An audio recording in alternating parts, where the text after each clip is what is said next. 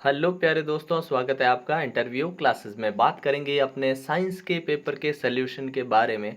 आज जो अपने 2 बजे पेपर होने वाला है, बिल्कुल इसी टाइप के क्वेश्चन आने वाले हैं। इनकी बेहतरीन प्रैक्टिस करिएगा ताकि आप शानदार ग्रेडिंग हासिल कर सको। चैनल पे नए हो तो सब्सक्राइब ज़रूर कर लीजिएगा, क्योंकि आपके लिए इसके बाद में जो अपने एसएसटी, मैथ्स और संस्कृत होने वाले हैं, उन सभी के पेपर्स आपको यहाँ पे वीडियो के डिस्क्रिप्शन में प्लेलिस्ट में मिल जाएंगे, जिसमें आपके मैथ्स और एसएसटी, हिंदी और इंग्लिश मीडियम दोनों के लिए कंप्लीट आंसर्स मिल जाएंगे, दोनों माध्यम के लिए। ठीक है ना। तो चैनल को सब्सक्राइब कर लीजिएगा, दोस्तों के साथ वीडियो को शेयर ज़रूर करिएगा। चलिए देखते हैं, अपने बहुत ही शानदार क्वेश्चन है इसके अंदर और इनकी प्रैक्टिस आप बेहतरीन ढंग से कर लीजिएगा। सबसे पहले जो हमसे अपने बोर्ड पेपर में पूछे जाएंगे 8 वस्तुनिष्ठ प्रश्न होंगे, बिल्कुल इसी टाइप से मिलेंगे आपको क्वेश्चंस। ठीक है। निम्नलिखित में से किस ईंधन का ऊष्मीय मान सबसे अधिक होता है? Which of the following fuel has highest calorific value? तो सबसे ज़्यादा जो कैलोरीफिक वैल्यू होती है किसकी होती है? वुड यानी लकड़ी, एलपीजी, या फिर बोला है अपने को मिट्टी का तेल, या हाइड्रोजन। तो आप जानते हैं इसमें डी ऑप्शन अपना करेक्ट होगा, हाइड्रोजन। ठीक है ना। हाइड्रोजन जिसका हम जिसको फ्यूचर फ्यूल कहते हैं ना, भविष्य का ईंधन कहा जाता है, इसकी कैलोरीफिक वैल्यू, ऊष्मीयमान जो होता है, सबसे ज़्यादा होता है। वाहनों के लिए सबसे कम प्रदूषक ईंधन कौन सा है? Which fuel is less polluting for vehicles? तो व्हीकल्स के लिए सबसे कम पॉल्यूशन करने वाले कौन सा है?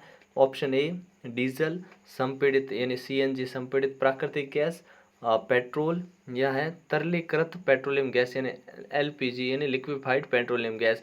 ध्यान रखिएगा, ये दोनों ही आपको याद रखने हैं। ठीक है ना। क्योंकि इनके शॉर्ट फॉर्म सीएनजी और एलपीजी के आपको यहाँ से याद कर लेनी है, आपके एग्जाम में पूछी जाने वाली है। ठीक है।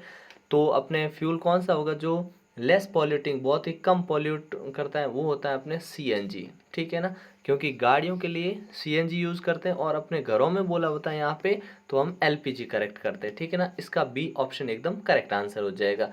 क्वेश्चन नंबर 3 देखते हैं अपने। भारत का पहला रिजर्व फॉरेस्ट कौन सा है? The first reserve forest of India is, कौन सा है? तो ऑप्शन ए सतपुड़ा राष्ट्रीय उद्यान, पंचमढ़ी राष्ट्रीय उद्यान, ठीक है, भरतपुर अभ्यारण्य, या कांजीरंगा राष्ट्रीय उद्यान। तो इनमें से नेशनल पार्क, तो इनमें से कौन सा है जो अपने पहला भारत का रिजर्व फॉरेस्ट घोषित किया गया था? तो हम बोलेंगे सतपुड़ा राष्ट्रीय उद्यान। ए ऑप्शन इसमें अपना करेक्ट आंसर हो जाएगा। ठीक है। नेक्स्ट क्वेश्चन देखते हैं अपने। क्वेश्चन नंबर 4, आवर्ती को मापा जाता है, frequency is measured by second, hertz, आयाम यानी डायमेंशन, यानी ऑसिलेशन यानी दोलन। ठीक है ना। तो इसमें करेक्ट ऑप्शन होगा अपना हर्ट्स। ठीक है। ध्यान रखिएगा, आवर्ती फ्रीक्वेंसी को हम मेजर करते हैं हर्ट्स में। क्वेश्चन नंबर अपना 5 होगा एमसीक्यूज में, जो कि रहेगा ध्वनि प्रदूषण जो होता है संबंधित समस्या है। कौन सी समस्या ध्वनि प्रदूषण से संबंधित है? Sound pollution related health problem is अनिद्रा यानी इंसोमेनिया, उच्च रक्तचाप यानी हाइपरटेंशन, तनाव यानी स्ट्रेस, या उपरोक्त सभी ऑल ऑफ दीज। तो हम डी ऑप्शन इसमें करेक्ट करेंगे। सारी जो बीमारियां हैं ये नॉइज पॉल्यूशन से रिलेटेड है, ध्वनि प्रदूषण से। ठीक है। अगला प्रश्न देखते हैं। सभी प्रश्नों के उत्तर मिलने वाले हैं, ठीक है ना, हिंदी और इंग्लिश मीडियम के लिए, और इनकी तैयारी बेहतरीन ढंग से कर लीजिएगा। फिर देखते हैं अपने छठा प्रश्न है, जल का विद्युत अपघटन करते समय धन टर्मिनल पर कौन सी गैस इकट्ठी होती है? On electrolysis of water the gas collected on the positive terminal is. तो धनात्मक सिरे पे कौन सी गैस होती है? हमेशा ऑक्सीजन। ठीक है ना। कौन सी गैस होगी? ऑक्सीजन। अगला देखते हैं अपने, ये ऑप्शन करेक्ट हो जाएगा। 7वां है, लोहे लोहे को जंग से बचाने के लिए कौन सी परत चढ़ाई जाती है? वॉट लेयर इज अप्लाइड, या which layer is applied on iron to protect it from corrosion and rusting? Rusting corrosion से बचाने के लिए जिंक, स्टील, तांबा यानी कॉपर, या सिल्वर यानी चांदी। तो किसकी हम लेयर चढ़ाते हैं? तो हम बोलेंगे जिंक की लेयर चढ़ाते हैं, जिसको गैल्वेनीकरण या गैल्वेनाइजेशन कहा जाता है।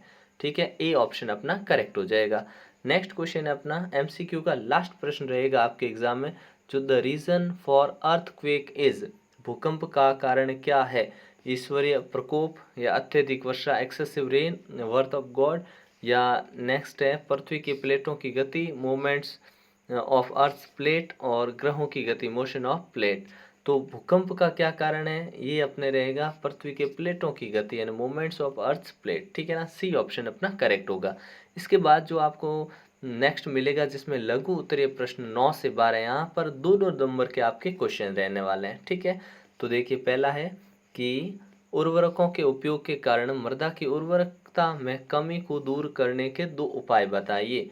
Give two ways to overcome the decrease in soil fertility due to the use of fertilisers. तो हम किन का यूज़ कर सकते हैं क्या, तो हम यूज़ कर सकते हैं कि ऑर्गेनिक मैन्योर यूज़ करें।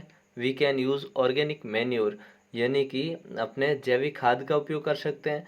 दूसरा है लीव द फील्ड अनकल्टिवेटेड यानी कुछ समय के लिए खेत को हम बिना जोते छोड़ दें, ठीक है ना। ये तरीका, इसका रिटर्न आंसर भी आपको अभी मिलने वाला है, ठीक है। फिर देखिए अपने 10वां क्वेश्चन जो है जिसमें हमसे पूछा है संचारी रोग से आप क्या समझते हैं, what do you mean by communicable disease. तो बड़ा सिंपल है कि एक ऐसी बीमारी जो एक आदमी से दूसरी आदमी में फैलती है, हवा, जल या भोजन के माध्यम से या शारीरिक संपर्क के माध्यम से, उसे हम संचरणीय बीमारी कहते हैं, संचरणीय रोग कहते हैं। इंग्लिश में बोलेंगे a disease which can be spread from infected person to a healthy person through air, water and food and physical contact, ठीक है ना। This is called communicable disease, ठीक है ना। ये लिख सकते हैं, इसका रिटर्न में भी आपको मिल जाएगा। फिर एक सिंपल सा क्वेश्चन पूछा, ये दो दो नंबर के क्वेश्चन है, बहुत इजी। दो जीवाश्म ईंधनों के नाम लिखिए, write the names of two fossil fuel. तो क्या नाम होंगे, तो एक अपना हो जाएगा कोल, क्या लिख देंगे, कोल, एंड दूसरा लिख देंगे पेट्रोलियम,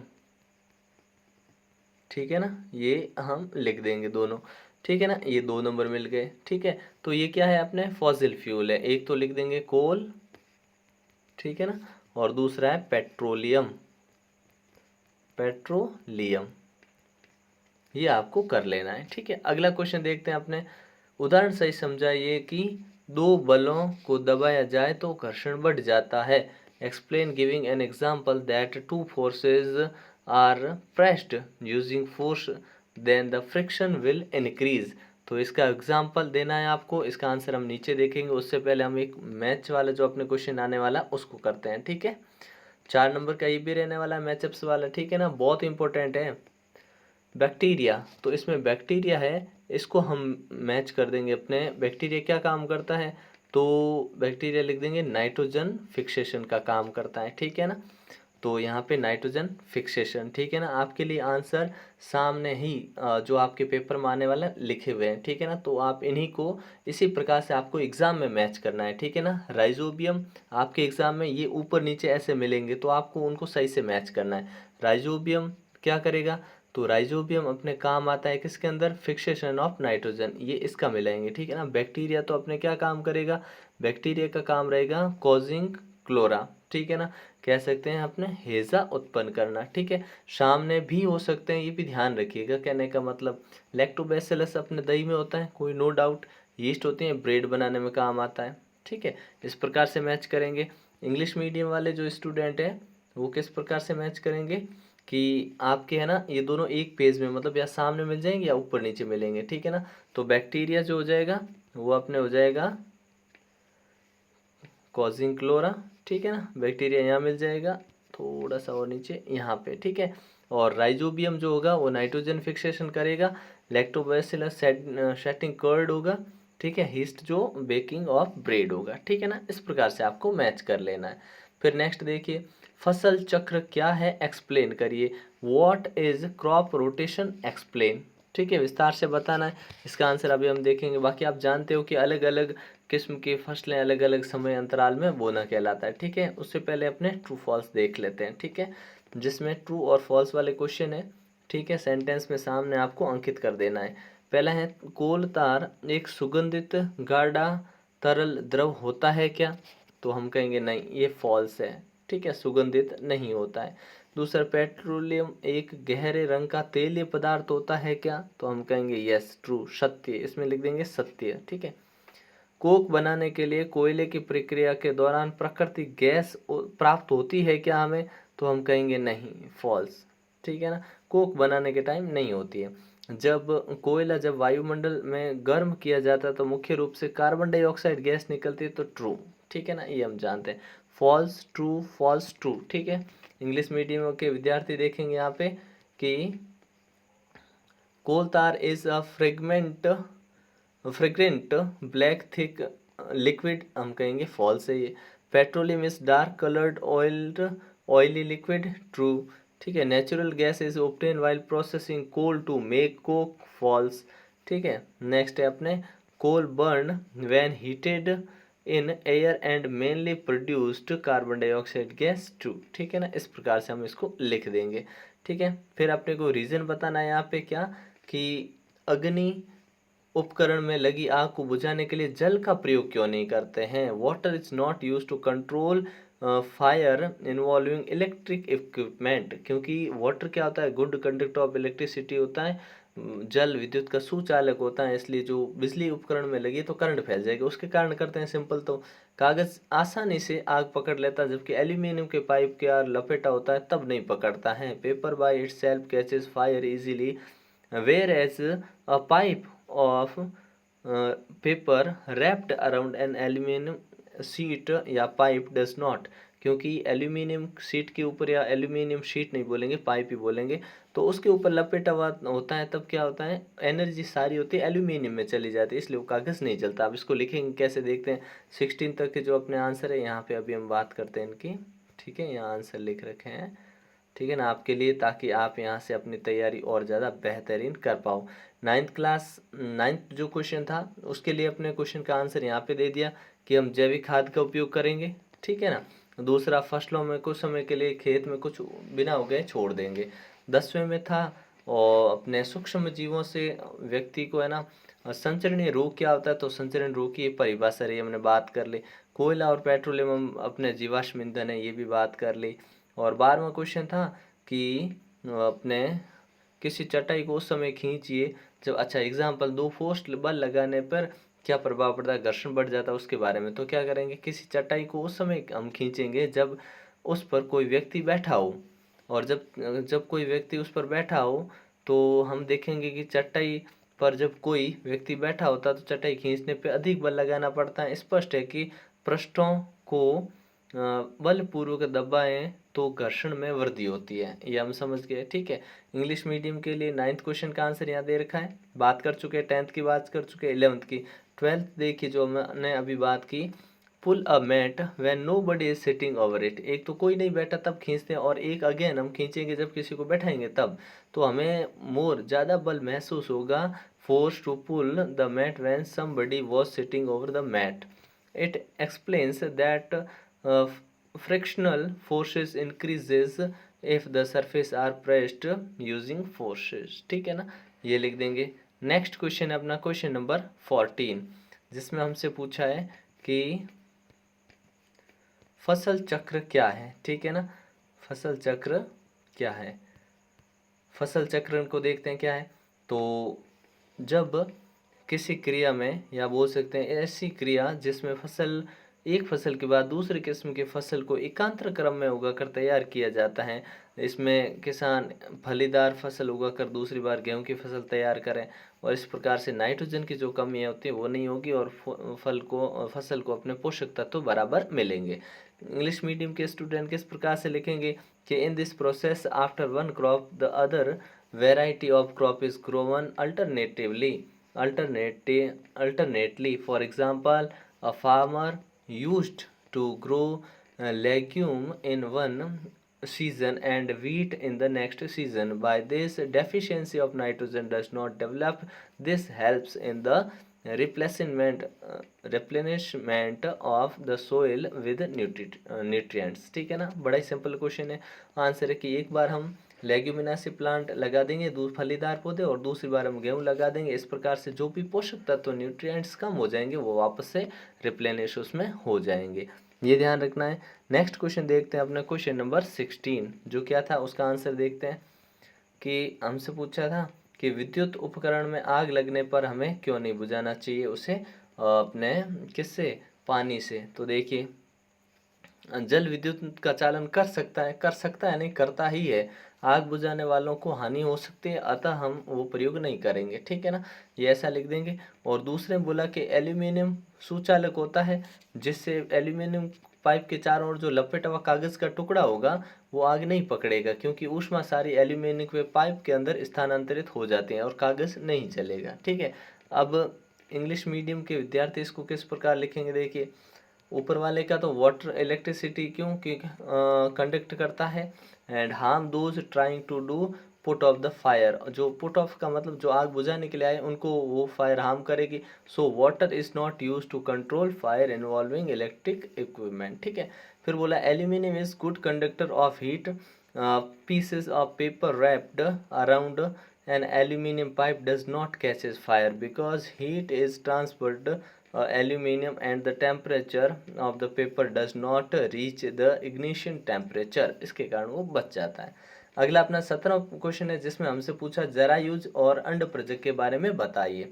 तो देखिए, जरायुज को बोलते हैं विविपोरस, वे जंतु जो सीधे शिशु को जन्म देते हैं जरायुज कहलाते हैं। बहुत इंपॉर्टेंट क्वेश्चन है, ठीक है ना। जैसे गाय, बिल्ली, कुत्ता, ये अंडे उत्पन्न नहीं करते हैं और इनकी मादा विकसित शिशु को जन्म देती है।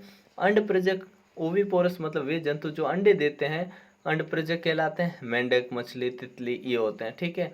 जंतु अंडे देते हैं, इनके अंडों शिशु अंडे से विकसित होते हैं, ठीक है। और इंग्लिश मीडियम के विद्यार्थी किस प्रकार लिखेंगे कि viviparous the animal which give birth to young ones are called viviparous animals. Example है cow, cat, dog etcetera.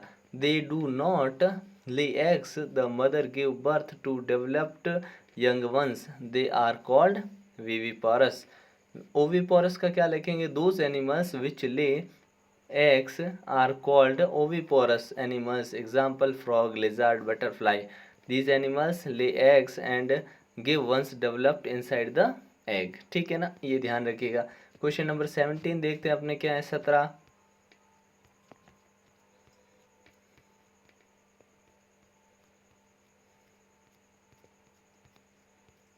Question number 17, ठीक है। 17 कर लिया, 18 देखते हैं, जिसमें आपको फिल इन द ब्लैंक्स रिक्त स्थान जो है वो भरने हैं, ठीक है ना। 4 नंबर का क्वेश्चन आने वाला है बिल्कुल आपके। तो देखिए, ये अपने को दे रखे हैं, इन्हीं में से उठा के भरना है। वह स्थान जहाँ जानवरों को उनके प्राकृतिक आवास में संरक्षित किया जाता है वह जगह क्या कहलाती है, तो उस जगह को हम बोलेंगे अपने वाइल्ड लाइफ सेंचुरी, यानी कि बोलेंगे हम वन्य जीव अभ्यारण्य, ठीक है ना। क्या बोलेंगे, a place where animal are protected in their natural habitat is called wild life sanctuary, ठीक है ना। पहले में हो गया। दूसरा देखिए, जो प्रजातियां केवल किसी विशेष क्षेत्र में पाई जाती हैं उन्हें डैश कहा जाता है। तो विशेष क्षेत्र में जो पाई जाती हैं उन्हें क्या कहते हैं हम, विशेष क्षेत्रीय, ठीक है ना। इसमें विशेष क्षेत्रीय ऑप्शन नहीं है, इसका मतलब ऑप्शन अपने को दूसरा करना है। वे जातियां जो केवल विशेष क्षेत्र में ही पाई जाती हैं उन्हें बोलेंगे एंडेमिक। एंडेमिक यानी स्थानिक प्रजातियां, ठीक है ना, एंडेमिक स्पेसीज, ठीक है। दूसरे में कर देंगे अपने स्थानिक प्रजातियां या एंडेमिक स्पेसीज, ठीक है। अगला है, प्रवासी पक्षी दूर दराज स्थानों की ओर उड़ते हैं क्योंकि डैश परिवर्तन होता है। तो species found in a particular area is known as, जो कि अलग अलग क्या चेंज होता है, अपने क्लाइमेट, मौसम के कारण वो अपनी जगह वो चेंज करते हैं। क्लाइमेट मौसम, जलवायु बोल देंगे इधर, ठीक है ना। अगला है अपने लास्ट है, इसमें फिलिप्स का 4 क्वेश्चन आने वाले हैं।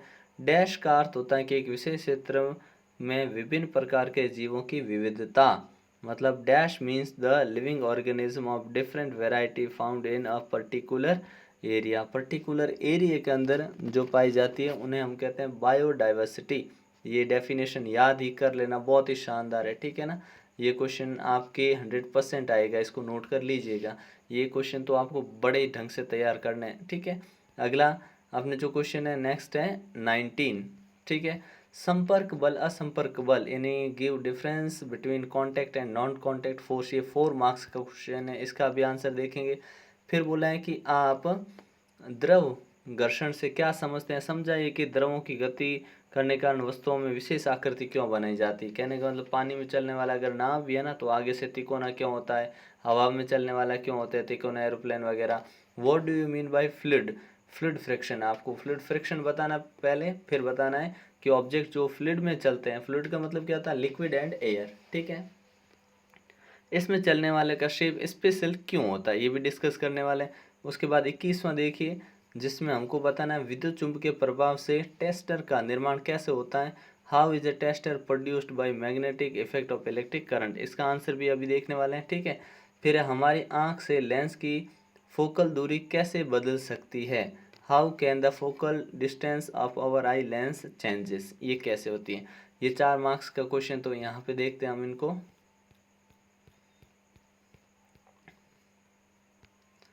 17, 18 और 19। 18वां अपने फिलिप्स था।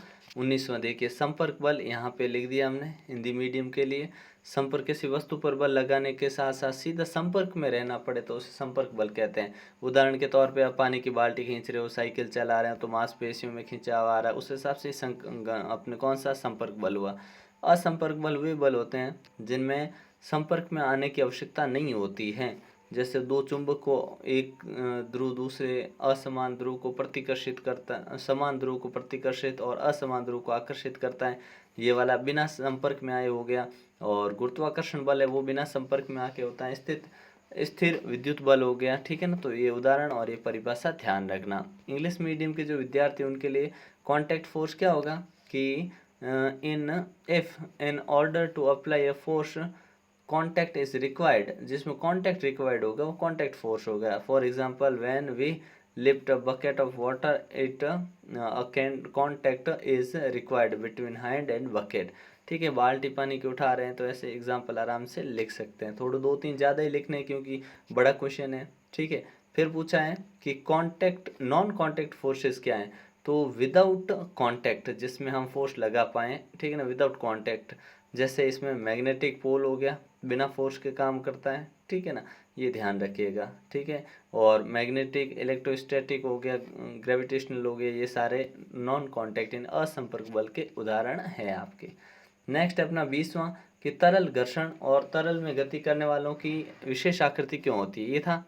तो देखिए वायु और जल वस्तुओं में गति का विरोध करते हैं। जब भी वायु में कोई चीज़ चलेगी या जल में चलेगी तो उसकी गति का विरोध होगा। ये वस्तुओं पर घर्षण बल लगाते हैं और विज्ञान में गैसों और द्रवों को तरल बोला गया है, ठीक है। तो इनकी गति करने के लिए इनमें घर्षण बल लगता है, गति के लिए इनको एक विशेष आकृति दे दी जाती है। कैसे, आगे से होकर तिकोने। तो उसका रीज़न क्या रहेगा, क्यों लगाते हैं, क्योंकि पानी में से होकर गति से चलने वाली वस्तु में घर्षण बल लगता है, इसलिए पानी वस्तु जो होती है उसकी गति को कम कर देती है। अब किसी वस्तु को हमने आगे से अगर तीखा बना दिया तो उस पर घर्षण बल कम लगेगा, जिससे वो अच्छी स्पीड में चलेगी। 20वें का इंग्लिश मीडियम के लिए यहाँ पे आंसर लिखा हुआ अपना कि हम क्या करेंगे, एयर एंड लिक्विड ये दोनों रेजिस्ट करते हैं मोशन को, किसी ऑब्जेक्ट या मोशन को, इसको हम फ्रिक्शन फोर्स बोलते हैं, ठीक है। और फ्रिक्शन फोर्स दोनों में, लिक्विड और गैसेस दोनों में हो सकता है। और इसके लिए friction on the object moving through it and it is also called drag. किसी चीज़ को अगर हम घसीटते हैं या चलाते हैं तो उनको उनके ऊपर कौन सा एक फोर्स लगेगा, ठीक है, फ्रिक्शन फोर्स लगेगा ही। फिर नेक्स्ट है अपना कि vehicle moving through the fluid special design, जितने भी चीज़ें जो फ्लूइड में चलती है, चाहे हवा हो चाहे पानी हो, इनमें चलने वाले का स्पेशल डिज़ाइन होता है। उसका रीज़न क्या होता है कि स्ट्रीमलाइन शेप बनाया जाता है, उसको कैसा स्ट्रीमलाइन शेप बनाया जाता है। By doing so the when the vehicle move through the fluid the motion of fluid liquid और गैस का रिमेन स्ट्रीम लाइन, तो वो स्ट्रीम लाइन रहेगा, कहने का मतलब एकदम आगे से तीखा रहेगा, नॉट टर्बुलेंट, टर्बुलेंट नहीं होगा। In this way the speed of vehicles is regulated, इस प्रकार से व्हीकल की स्पीड रेगुलेट की जाती है। फिर अपना 21वां प्रश्न है जिसमें हमसे पूछा था कि आपको बताना, इस प्रकार का चित्र बता के चुंबकीय प्रभाव को दिखाना था। तो ये हमने एक क्या बनाया आपने, चुंबकीय प्रभाव का एक परिक्षेत्र बनाया, ठीक है ना। और यहाँ पे लिखा हुआ है इसको आपको कैसे करना वो सारा, ठीक है। तो इसको भी अच्छे से नोट कर लीजिएगा, ठीक है ना। फिर 22वें क्वेश्चन में हमसे पूछा था कि अपने नेत्र लेंस की आकृति जो होती है पक्षमापी पेशियों द्वारा रूपांतरित होते हैं, जिससे उसकी फोकस दूरी भी बदल जाती है, ठीक है ना। और पेशियां जो है धीरे धीरे शिथिल हो जाती है, तो अभिनेत्री लेंस की फोकस दूरी बढ़ जाती है। अंत दूर की रखी वस्तु स्पष्ट दिखती है लेकिन निकट की वस्तु दिखने में समस्या रहती है, इसलिए फोकस दूरी कम हो जाती है और निकट की वस्तु स्पष्ट दिखती है, ठीक है। यही सेम अपने इंग्लिश मीडियम में लिखा हुआ है, ठीक है ना। चलिए देखते हैं अपने नेक्स्ट क्वेश्चन नंबर 23, जिसमें हमें से क्या पूछा है। एक बार तीनों क्वेश्चन डिस्कस कर लेते हैं, फिर इनके आंसर्स, ठीक है। सड़क पर कोहरा दृश्यता को कम कर देता है और चालक को क्या सावधानी बरतनी चाहिए। पहला ये इंग्लिश मीडियम के विद्यार्थियों के लिए फॉग डिक्रीजेज द विजिबिलिटी, ठीक है ना, एक विजिबिलिटी कम कर reduce the visibility in this situation what precaution should be taken by the driver. तो यहाँ पे ड्राइवर को उस समय क्या डिसीजन लेना चाहिए। यहाँ पे इसके और क्वेश्चन दे रखे हैं कि यौन जनन में उत्पन्न संतान में माता पिता के समान गुण होते हैं, समझाइए। फिर है अपने स्वर यंत्र का कार्यविधि लिखनी है। तो चलिए देखते हैं। और इसके अथवा में जो है ये क्वेश्चन भी आप अटेम्प्ट कर सकते हैं, ठीक है ना। और फिर नेक्स्ट है अपने, जिसमें एस्ट्रोजन और टेस्टोस्टेरोन में अंतर बताना है, ठीक है, difference between estrogen and testosterone. और किसी वस्तु को बल है वो क्या क्या काम कर सकता है वो वाला है, ठीक है। तो इस प्रकार से ये आपका जो है रहने वाला है 24वां। 25वां प्रश्न जिसमें बहुत ही शानदार है कि विद्युत निर्वहन की प्रक्रिया समझाइए, explain the process of electric discharge, ठीक है। फिर आपको आपतित किरण, परावर्तित किरण, आपतित कोण, परावर्तन कोण, ये सारे आपको एक्सप्लेन करने हैं।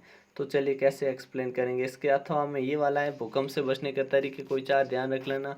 और आँख चलचित्र इन मूवीज मानव नेत्र के किस और विशेषता के ध्यान अपने ओर आकर्षित करती है, ये स्पष्ट करना था, ठीक है। चलिए देखते हैं अपने क्वेश्चन नंबर 23 का आंसर। यहाँ पे ये अपने 23 का आंसर है कि कोहरा क्या होता है। कोहरा में गाड़ी को धीमे चलाना चाहिए, हेडलाइट होनी चाहिए, उसको ऑन रखना चाहिए। साथ ही फॉग लैंप और पार्किंग लैंप को ऑन रखना चाहिए। धूम कोहरे में वाहनों की बीच में न्यूनतम सुरक्षित दूरी बनाए रखनी चाहिए। फिर अपना बी में पूछा था, जिसके अनुसार लिखेंगे कि लैंगिक जनन के दौरान निषेचन की क्रिया होती है। निषेचन क्रिया में स्त्री के अंडाणु और नर के शुक्राणु का संयोजन होता है और इससे एक अपने नई संतति बनती है, ठीक है।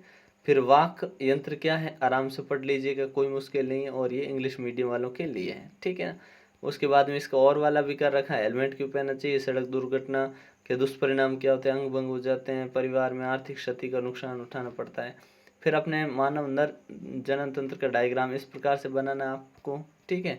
और ये मैचअप्स वाले देखिए, जिसमें पहले पूछा आपने जो ये ढोलक होता है, ढोलक में कौन सी चीज़ होती है, वो अपने साउंड प्रोड्यूस करती है। तो साउंड प्रोड्यूस करने वाली कौन सी चीज़ है, तो हम बोलेंगे अपने साउंड प्रोड्यूस करने के लिए ढोलक के साथ हम यूज़ करते हैं अपने ढोलक में तानित झिल्ली होगी, क्योंकि तानित झिल्ली वो होती है जिसमें से अपने क्या आवाज़ आती है, ठीक है ना। तो इसमें लिख देंगे तानित झिल्ली, ठीक है। फिर नेक्स्ट है अपने सितार। सितार जो होता है इसमें क्या होता है, तो सितार के अंदर तानित तार होता है, बांसुरी में वायु स्तंभ होते हैं और मंजीरा में धातु प्लेट होते हैं, ठीक है ना। मिलाए में आपने इसको ध्यान रख लीजिएगा। अपने उधर क्वेश्चन में दे रखा है तो इधर सामने आपके लिए आंसर सीधा दे रखा है, ठीक है। और यहाँ पर इंग्लिश मीडियम के लिए लिख रखा है, ये डायग्राम देख लीजिएगा और इस प्रकार से आपके ये मैच किया हुआ है, ठीक है। फिर 24वें में एस्ट्रोजन टेस्टोस्टेरोन में आपको डिफरेंस बताना था। तो एस्ट्रोजन क्या होता है, याद रख लीजिए, ये फीमेल सेक्स हार्मोन है, ठीक है ना। एस्ट्रोजन ये मेल सेक्स हार्मोन है, यानी वर्षण द्वारा स्त्रावित होता है, ये अंडे से द्वारा निकलता है। ये मादा हार्मोन है, ये नर हार्मोन है, ठीक है ना। यह हार्मोन द्वितीयक मादा लक्षण जैसे स्तनों का विकास उसमें हेल्प करता है।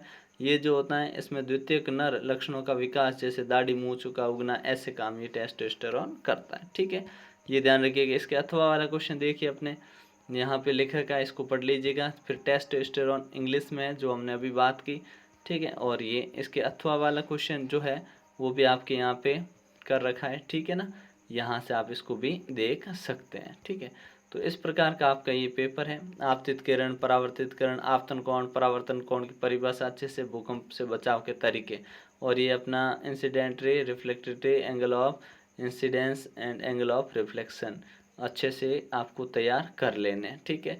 मिलते हैं नेक्स्ट पार्ट में, जिसमें आपके सामाजिक विज्ञान का जो पेपर है एसएसटी का कंप्लीट सोल्यूशन के साथ आपको इस चैनल पे मिल जाएगा। तो चैनल को सब्सक्राइब ज़रूर कर लीजिएगा, ठीक है। मिलते हैं नेक्स्ट पार्ट में, तब तक के लिए जय हिंद, जय भारत।